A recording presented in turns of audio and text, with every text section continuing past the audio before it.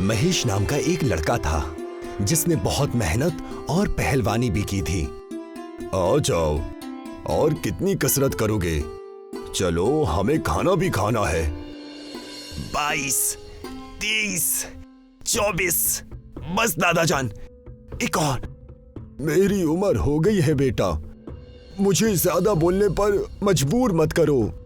महेश कसरत करना बंद कर देता है और दादाजी को खाना निकाल कर देता है।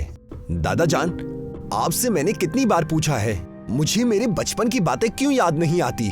मेरे सारे दोस्त बचपन की कई सारी बातें और बचपन की कई सारी मस्ती भरी बातें बताते हैं, लेकिन उनमें एक अकेला मैं ही हूँ जिसे कुछ भी याद नहीं। बेटा, वक्त आने पर मैं तुम्हें सब बता दूंगा, तुम उसकी फिक्र मत करो। वक्त आने पर कम से कम मेरे बचपन की तस्वीर तो दिखाइए कि मैं दिखता कैसा था। चलो अब शांत हो जाओ, कल हमें एक जगह जाना है, जाकर उसकी तैयारी करो। महेश उस दिन कुछ नहीं कहता और अगले दिन महेश के दादाजान उसे एक बगीचे में लेकर जाते हैं जहां ना कोई इंसान था और ना ही कोई जानवर। हर तरफ बस दरख्त ही दरख्त और पौधे ही पौधे थे। ये अधमरा बगीचा आप मुझे कहां लेकर आए हैं? जब से तुमने होश संभाला है तुम हमेशा बस एक ही सवाल पूछते हो, उसी का जवाब देने आया हूँ।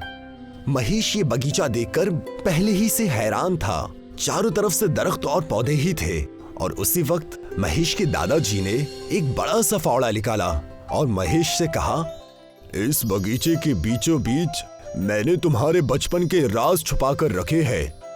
आज आप मेरी कसरत का नतीजा देखिए बस।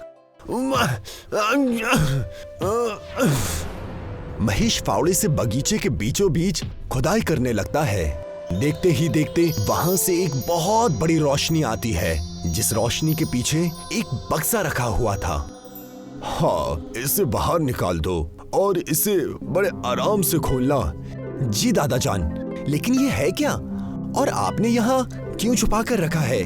महेश के इतना पूछते ही दादाजी ने उस चमकते बक्से को खोला और उसमें से एक नक्शा निकाला जो कि बहुत पुराना था।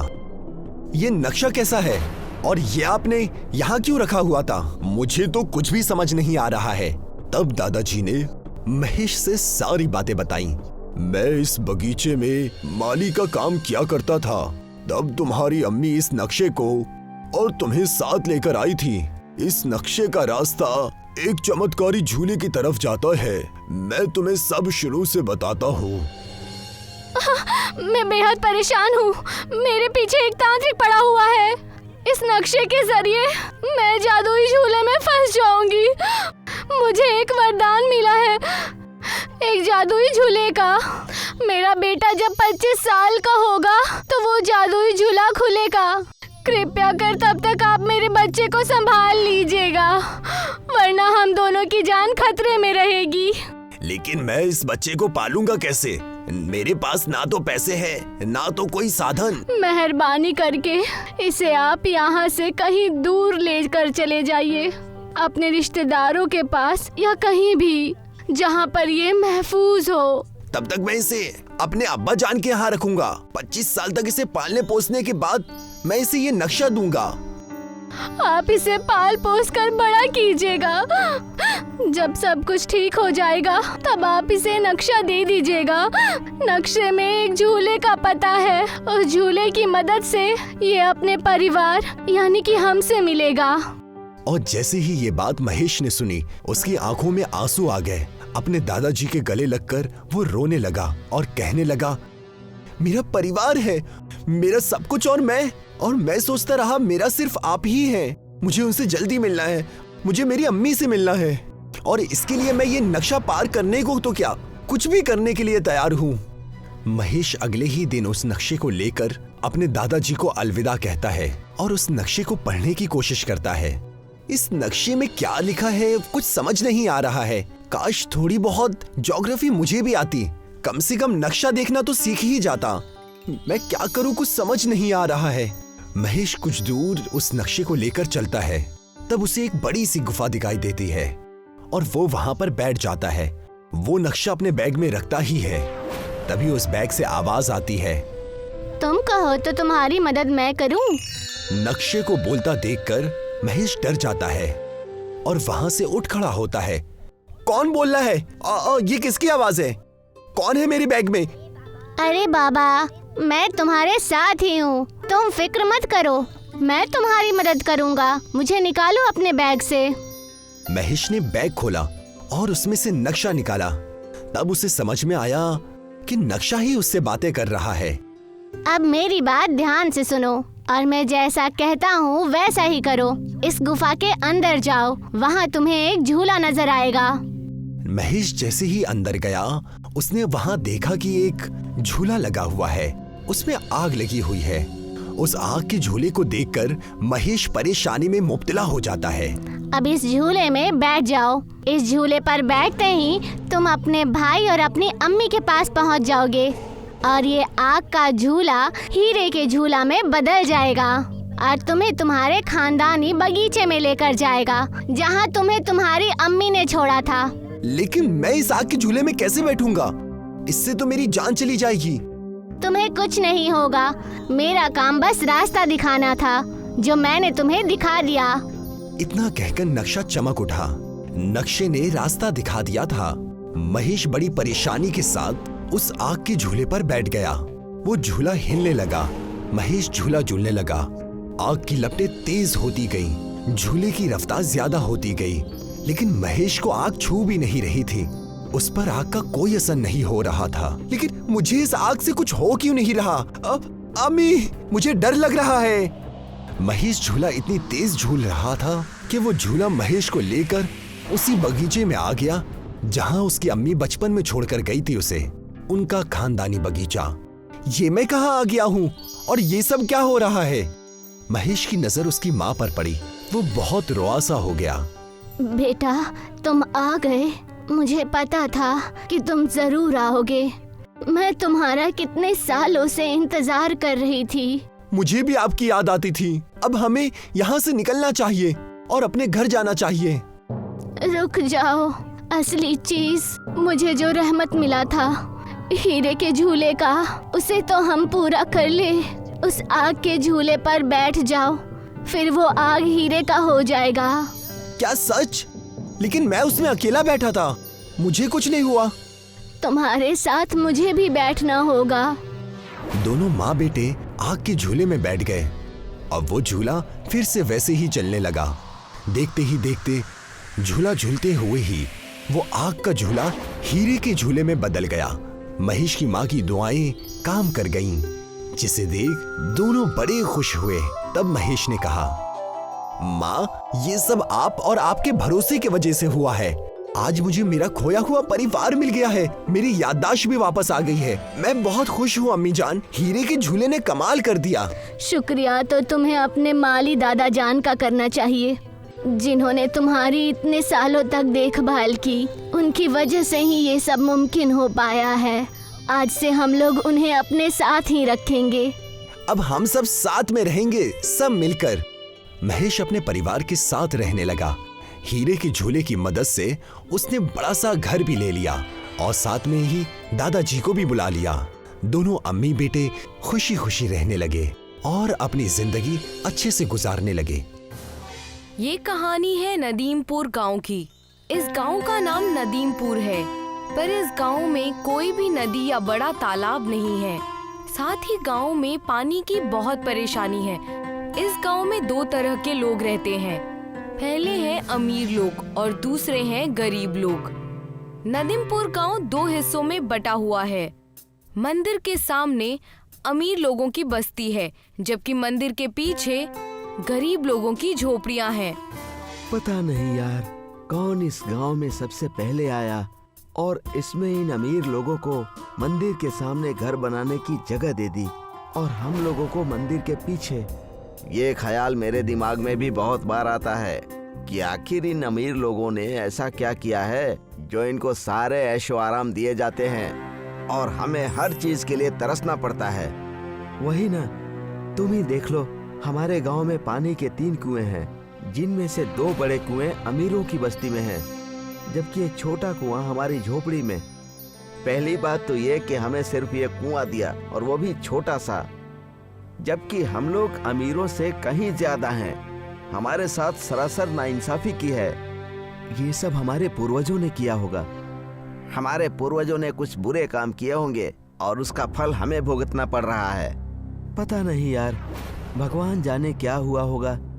हमें उससे क्या लेना देना है। इन बेकार की बातों से तो हमारी तकलीफ नहीं दूर होने वाली है। सही कहा भाई तुमने। हम भी क्यों इन बेकार की फालतू बातों में उलझे हुए हैं। गांव में पानी की समस्या बढ़ती ही जा रही है। जिस दिन से तेज धूप उगने शुरू हुए हैं उस दिन से कुएं का पानी कम होता जा रहा है। अच्छा, तो इसी वजह से कुएं पर कपड़े धोने के लिए मना किया गया है। हाँ, इसीलिए कपड़े धोने के लिए मना किया गया है। अरे भाई, यहाँ पानी पीने के लिए नहीं है। कपड़े धोकर क्या करेंगे। चलो, घर वाले मेरी राह देख रहे होंगे। राम और श्याम अपना मटका लेकर कुएं की तरफ बढ़ते हैं। वो दोनों कुएं के पास पहुंचते हैं। राम बाल्टी कुएं में डालता है और ऊपर खींचता है। वो देखता है कि बाल्टी में तो कुछ पानी नहीं आया। अरे, ये क्या हो गया। ये तो खाली बाल्टी ऊपर आ गई। अरे ये क्या, कहीं कुएं से पानी खत्म तो नहीं हो गया। लग तो ऐसा ही रहा है। राम और श्याम दोनों कुएं में झांकते हैं। कुआं पूरी तरह से सूख गया है। अरे यार, जिस बात का डर था वही हो गया। अभी तो गर्मियां ठीक से शुरू भी नहीं हुई है और कुआं अभी से सूख गया है। अब क्या करें। अब जो करेंगे ये अमीर लोग ही करेंगे। तुम्हें क्या लगता है वो लोग हमें पानी देंगे। लगता तो नहीं है, पर फिर भी कोशिश करने में क्या जाता है। राम और श्याम दोनों अपने मटके लेकर अमीरों की बस्ती की ओर जाते हैं। कुछ देर पैदल चलने के बाद ये दोनों अमीरों के बस्ती के गेट के पास पहुंच जाते हैं। जैसे ही ये दोनों अंदर जाने के लिए कदम आगे बढ़ाते हैं, तभी एक अमीर आदमी राजीव इन्हें देख लेता है और वहीं रुक जाने के लिए कहता है। रुक जाओ, कौन हो तुम दोनों और अंदर कहाँ घुसे जा रहे हो। जी, मेरा नाम राम है और ये मेरा दोस्त श्याम है। श्याम उस अमीर आदमी को नमस्ते कहता है। जी नमस्ते। पर राजीव ठीक से जवाब नहीं देता। ठीक है, कहाँ से आए हो और यहाँ कहाँ घुस रहे थे। जी, हम इसी गांव में रहने वाले हैं, आपके पड़ोसी हैं। आज तक तो तुम्हें कभी नहीं देखा। जी, हम मंदिर के पीछे वाली झोपड़ियों में रहते हैं। अच्छा, तो तुम लोग झोपड़ी में रहने वाले लोग हो।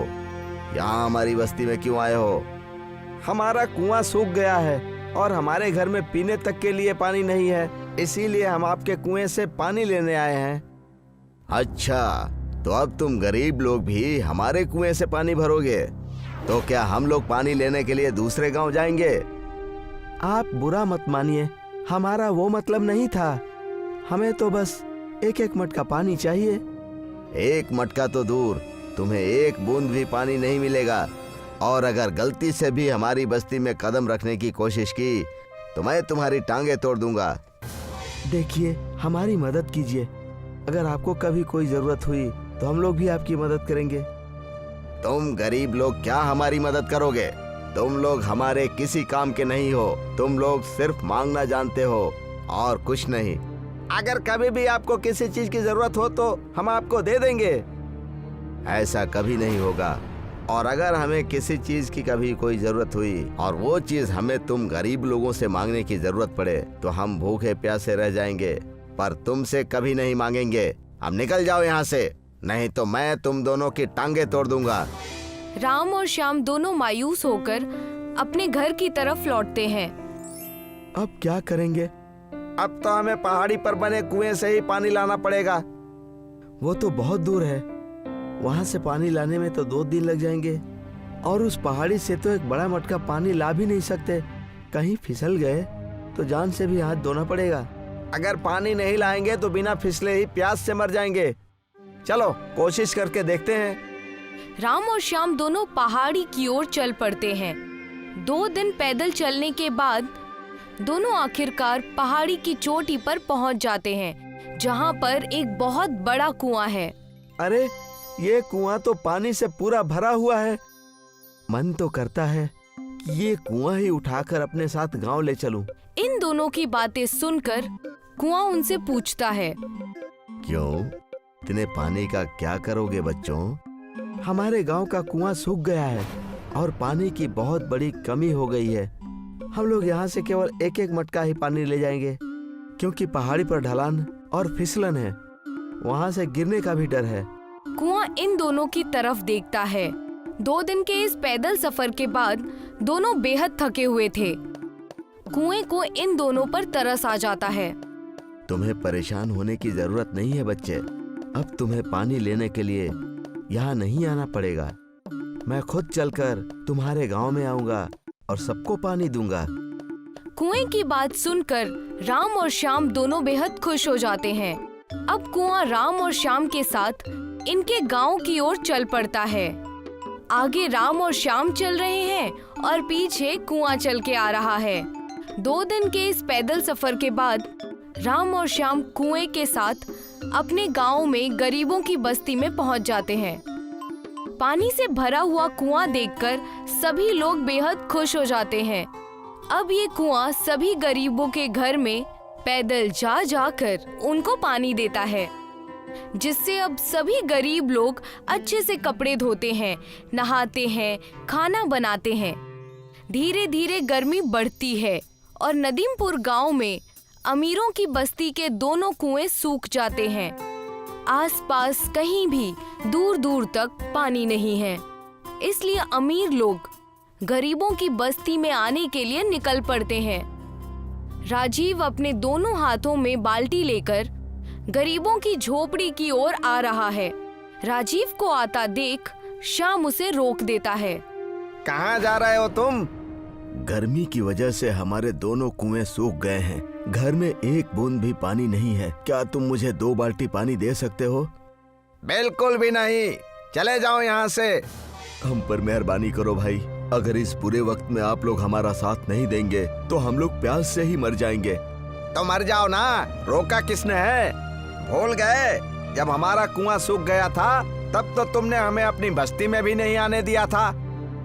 मुझ पर मेहरबानी करो भाई, मुझे माफ कर दो। मुझसे बहुत बड़ी गलती हो गई। चले जाओ यहाँ से, नहीं तो तुम्हारी टांगे तोड़ दूंगा। ऐसे मत बोलो भाई, आखिरकार ये हमारे गांव के ही हैं। हमें इनकी मदद करनी चाहिए। क्या तुम भूल गए कि इसने हमारे साथ क्या किया था? हाँ, मैं नहीं भूला, पर अगर बुरे वक्त में हम इनकी मदद नहीं करेंगे तो हम में और इनमें क्या फर्क रह जाएगा? राम राजीव को और बाकी अमीर लोगों को अंदर अपनी झोपड़ियों में लाता है और उनके बर्तन भर कर देता है। अब श्याम भी राजीव और बाकी अमीर लोगों को माफ कर देता है और राम और श्याम दोनों के कहने पर पैदल चलने वाला कुआं सब अमीरों के घर पर जाकर उन्हें भी पानी देता है। अब पूरे गांव से पानी की कमी दूर हो जाती है और अब इस गांव में अमीर और गरीब सभी लोग मिलजुल कर रहने लगते हैं। कर्नाटका के एक गांव कुरांगनी में कुछ आदिवासी रहा करते थे, जो हमेशा अपने पितृदेव यानी कि अपने कुल देवता का ख्याल रखते थे। उनका मन था कि कुल देवता की इबादत करने से ही उनकी जिंदगी बहुत ही अच्छी और बहुत सुकून से गुजरेगी। उनके घर भी हवा में झूलते हुए बने थे। वो चाहते थे कि गैर समाज का इंसान उनके पास ना आए और ना ही वो किसी के पास जाना चाहते थे। हमेशा से खेतों से चावल और दाल और कई सारे फल खाकर अपनी जिंदगी बिता रहे थे। उसी वक्त कुरांगनी के पास वाले गांव में कुछ बच्चे कैंपिंग करने गए थे। चंदू, मंगलू और कविता। मुझे तो अब तक यकीन नहीं हो रहा है कि मैं हॉलिडे पर आई हूँ। सच कहा, यहाँ हम कुछ दिनों तक कैंप करेंगे और आसपास की चीजें भी ढूंढ निकालेंगे। मजा आएगा। हाँ, और सुबह होते ही हम आसपास के गांव घूमने जाएंगे और देखेंगे कि वहाँ क्या है।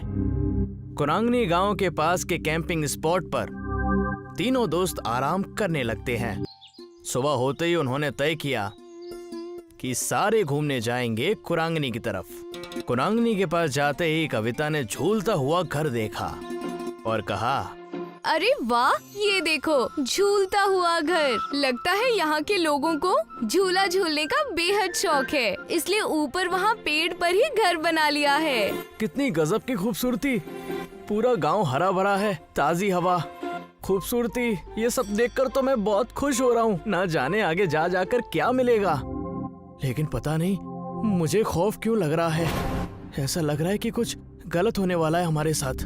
ओफो, तुम तो हमेशा नेगेटिव बातें करते रहते हो। अब चुप भी करो और यहाँ का नजारा देखो। कुरंगनी गांव के आदिवासियों ने उन्हें घेर लिया, जो दिखने में डरावने और खूंखार लग रहे थे। उन्हें देखते ही तीनों दोस्तों की सिट्टी बिट्टी गुल हो गई। कौन है आप लोग और हमसे क्या चाहते हैं? अरे हमेशा शहरी लोगों को हम यहाँ आने से रोकते हैं। तुम लोगों को कितनी बार समझाया है, हमारे गांव के आसपास भी नजर मत आना, लेकिन तुम नहीं समझते। अब तुम्हारी खैर नहीं, तुम्हारा फैसला हमारे गांव के देवता करेंगे। ले चलो इन्हें, आज हमारी देवी बताएंगी कि इनका क्या करना है। अगर तुम यहाँ से छुटकारा पाना चाहते हो तो तुम्हें हमारी शर्तें माननी होंगी। कि क्या करना होगा? हमें सारी शर्तें मंजूर है। तुम्हें हमारे गांव की सभ्यता और परंपरा में रहना होगा। कुदरत की सेवा में अपना मन, धन सब त्यागना होगा। इतना कहकर प्रकृति की देवी वहां से चली जाती हैं। तुमने सुना? जैसा हमारी देवी ने कहा वैसा ही तुम्हें करना होगा, वरना हमारी देवी नाराज हो जाएगी। अब से तुम कुरांगनी के निवासी हो, तुम्हें हमारे नियम और कायदे चलाने होंगे और हमारी देवी को खुश करना होगा। क्या आप हमें समझाएंगे हमें करना क्या है? हंसते हंसते हमारे रास्ते बंद हो गए और ये नया तमाशा आ गया है। जल्दी बताओ हमें क्या करना है, मैं जिंदगी भर के लिए तैयार हूँ। जैसा हमारी देवी ने कहा वैसा ही तुम्हें करना होगा। हमारे तौर तरीके तुम्हें अपनाने होंगे, सारी शहरी चीजें तुम्हें फेंकनी होंगी। कविता, मंगलू और शैलेश के पास अब कोई चारा नहीं था, उन्हें उनके तौर तरीके आजमाने ही पड़ते हैं। हमने तुम्हारी सारी व्यवस्था झूलते हुए घर में कर दी है। आज से तुम वहीं रहोगे और हमारा जीवन व्यतीत करोगे। यही सीख और सजा है तुम्हारी। ये रहे तुम्हारे कपड़े। छोड़ दो हमें, घर जाना है हमें जाने दो। अरे चिल्लाना बंद करो और इन्हें देखो। तुम्हें लगता है ये हमें जाने देंगे यहाँ से? हमें यही इनकी बातें माननी होंगी, तब जाकर कुछ होगा। मैंने पहले ही कहा था कि हमें संभल कर रहना चाहिए, लेकिन तुम में से किसी ने मेरी बात नहीं मानी। उन्हें समझ आने लगा था कि प्रकृति सबसे बढ़कर है। ये रहा तुम्हारा भोजन, इसे खाकर हमारे साथ खेत में काम करने चलो। ये क्या है? मुझे ये सब करने की आदत नहीं है। दिखने में तो लजीज लग रहा है, मंगलू से खाकर तो देखो। चुपचाप खाकर हमारे साथ चलो। जैसे ही उन्होंने कुरांगनी गांव का खाना खाया, वाओ यार, ये कितना लजीज है। अगर हमें ये खाना हर रोज मिले तो मैं यहाँ से कभी नहीं जाना चाहूंगी। बिना मिलावट के खाने की बात ही कुछ और है। सच कहा तुम दोनों ने, हमें यहाँ कुछ दिन बिताने हैं। इससे हम एक अच्छी सीख और अच्छी समझ के साथ जाएंगे। तीनों कुरांगनी गांव के लोगों के साथ वक्त बिताने लगते हैं। उनके साथ खेतों में जाकर खेती, पेड़ों पर जाकर फल तोड़ना और कई सारे गांव के परंपरा में भाग लेते हैं। वो 1 महीने तक कुरांगनी गांव वालों के साथ रहते हैं। उनके तौर तरीके सीखने के बाद मुखिया कहता है, हमारे गांव में कल मेला लगने वाला है, जिसमें कई सारे व्यंजन और कई सारे कारनामे होते हैं। इस मेले में हम आ सकते हैं क्या? अब तो हम भी कुलांगनी के निवासी हैं। क्यों नहीं, अब तुम भी हम में से एक हो, तुम यहाँ आ सकते हो। अगले ही दिन तीनों मेले में जाने के लिए तैयार हो जाते हैं। वहाँ पर कविता के माँ बाप कविता को ढूंढते हुए आ जाते हैं। कविता की माँ रोने लगती है। कहाँ थी मेरी बच्ची? हमने तुम्हें कहाँ नहीं ढूंढा। इन लफंगों के साथ हमें पता था कि तुम किसी मुसीबत में हो। कुरांगनी गांव के लोग कविता के पिता की बात सुनकर डर जाते हैं। तब कविता कहती है, लेकिन पिताजी, इसमें इनकी कोई गलती नहीं है। मुखिया जी ने अपना कर्तव्य निभाया और हमें एक बेहद अच्छी सीख दी, जो कोई स्कूल या कॉलेज हमें नहीं दे पाता। इस गांव में आने के बाद हमने अपनी प्रकृति के बारे में जानने का बहुत बड़ा अवसर प्राप्त किया। हमें पता चला कि हमारी दुनिया से बढ़कर भी कुछ चीज है। मैं शुक्रगुजार हूँ कुरांगनी गांव और यहाँ के लोगों का, जो हमें यहाँ आने का मौका मिला। ये सब सुनने के बाद मुखिया कहते हैं, ये देखा हमारे साथ रहने का नतीजा। मुझे फक्र है तुम तीनों पर। हमें तुम्हें यही सिखाना था। मुझे तो तुम तीनों पर नाज है। प्रकृति देवी की शर्त पूरी होती है, तुम यहाँ से जा सकते हो और अपनी खुशहाल जिंदगी बिता सकते हो। कविता, मंगलू और शैलेश वहाँ से खुशी खुशी जाने लगते हैं। हम आप सबसे मिलने साल में एक बार जरूर आएंगे और शहर जाकर लोगों को कुदरत के बारे में सतर्क करेंगे।